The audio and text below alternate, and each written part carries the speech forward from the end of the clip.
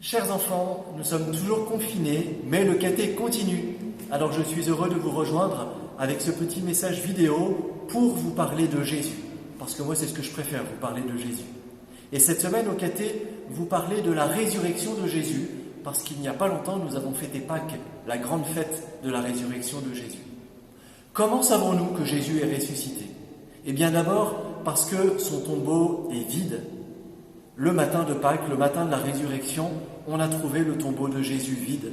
Les tombeaux à l'époque de Jésus, ce n'était pas comme maintenant des trous dans la terre, c'était des petites grottes qu'on avait creusées dans le rocher et fermées par une pierre. Eh bien le matin de la résurrection de Jésus, la pierre avait été roulée, le tombeau était vide. Et puis plusieurs personnes ont vu Jésus ressuscité, Jésus vivant. D'abord une femme qui s'appelait Marie-Madeleine. Ensuite, les apôtres, d'autres disciples de Jésus, ont vu Jésus ressuscité. Et alors, qu'est-ce qu'ils ont fait? Eh bien, ils l'ont dit à tout le monde. Ils ont annoncé « Jésus est vivant, Jésus est ressuscité, il a vaincu la mort ». Et c'est comme ça, depuis 2000 ans.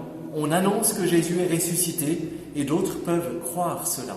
Si nous disons que Jésus est ressuscité, d'autres vont pouvoir le croire. Et d'autres vont pouvoir partager avec nous cette grande joie.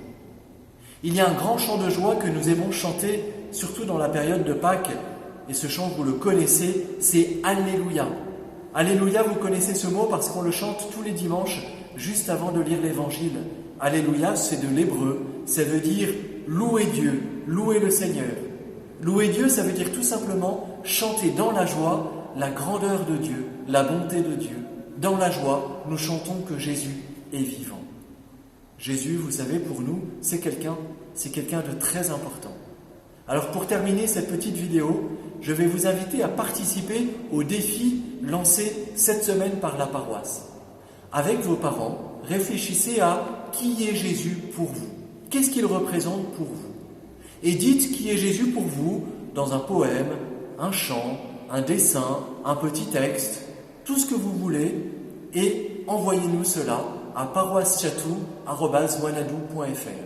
Vous avez tous les détails sur le site de la paroisse, dans la rubrique Covid-19 Restons en lien, la page Les défis, et vous pouvez participer et partager avec tous les autres paroissiens qui est Jésus pour vous.